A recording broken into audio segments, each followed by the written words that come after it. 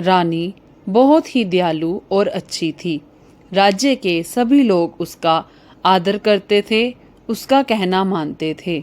लेकिन रानी को एक ही दुख था, उसकी कोई संतान नहीं थी। एक दिन रानी खिड़की पर उदास बैठी थी।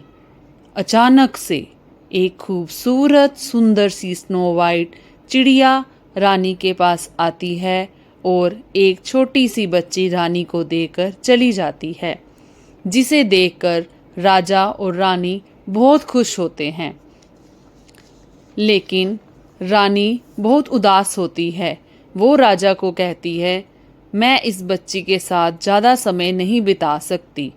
राजा रोते हुए, ऐसा मत बोलो प्रिय।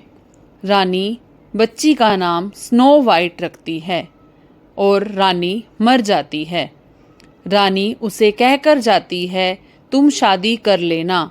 राजा शादी कर लेता है और स्नो वाइट की सुतेली माँ आ जाती है। स्नो वाइट की सुतेली माँ रानी से स्नो वाइट से अच्छा व्यवहार नहीं करती, वो उसको गुस्सा करती है। सुतेली माँ के पास एक शीशा होता है, जादुई शीशा होता है जो हमेशा सच बताता है।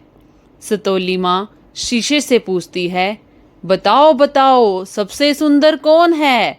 तो शीशा बोलता है, तुम ही हो रानी, तुम ही हो रानी, सबसे सुंदर रानी। रानी खुश हो जाती है, हा हा हा। धीरे धीरे स्नो वाइट बड़ी हो जाती है और बहुत ही सुंदर होती है।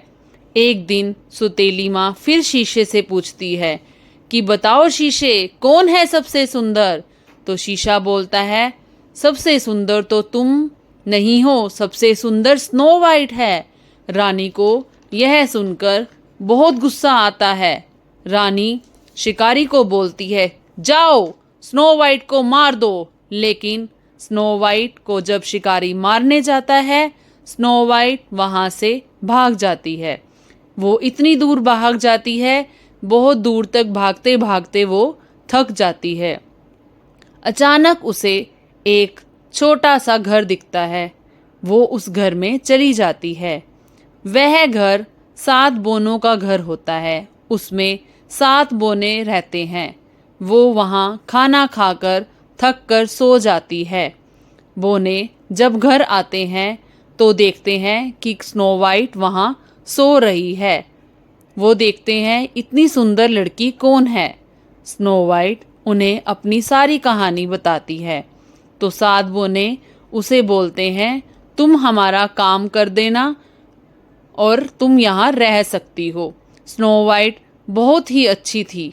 वो उनका सारा काम करती थी, उनके लिए खाना बनाती थी, बिस्तर लगाती थी और कुछ भी किसी को नहीं कहती थी। ऐसे स्नो वाइट उनके वहाँ रहने लग गई। एक दिन अचानक सतेली माँ फिर शीशे से पूछती है, बताओ बताओ शीशा, सबसे सुंदर कौन है? कौन है सबसे सुंदर? शीशा बोलता है, स्नो वाइट सबसे सुंदर है, वो जिंदा है, वो पर्वत के बाहर वहाँ पेड़ों में रहती है, पहाड़ों में रहती है। सौतेली माँ गुस्से से, नहीं ये नहीं हो सकता। वो शीशा तोड़ देती है। वो सोचती है उसको कैसे मारा जाए। उसको मारने के लिए वो जहरीले सेब बनाती है। फिर एक दिन वो अपना भेष बदलकर स्नो वाइट के घर जाती है।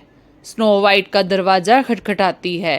स्नो वाइट देखती है और वो सेब को देखकर उसको अंदर बुला लेती है। स्नो वाइट उसको सेब को खा लेती है और वो मर जाती है। फिर एक राजकुमार आता है और स्नो वाइट को अपने घर अपने साथ ले जाता है। जब वो स्नो वाइट को लेकर जाता है, तब रास्ते में एक पत्थर से ठुकराव होने से उस स्नो वाइट का सारा जहर बाहर निकल जाता है और स्नो वाइट जिंदा हो जाती है। फिर वो राजकुमार के साथ महल में खुशी खुशी रहने लगती है और उसकी सौतेली माँ महल छोड़कर चली जाती है। सुंदर लगी? मज़ा आया? तो हमें इस कहानी से क्या शिक्षा मिलती है? हमें इस कहानी से शिक्षा मिलती है हमें सबका आदर करना चाहिए और कभी किसी से ईर्ष्या नहीं करनी चाहिए। तो बजाओ ताली।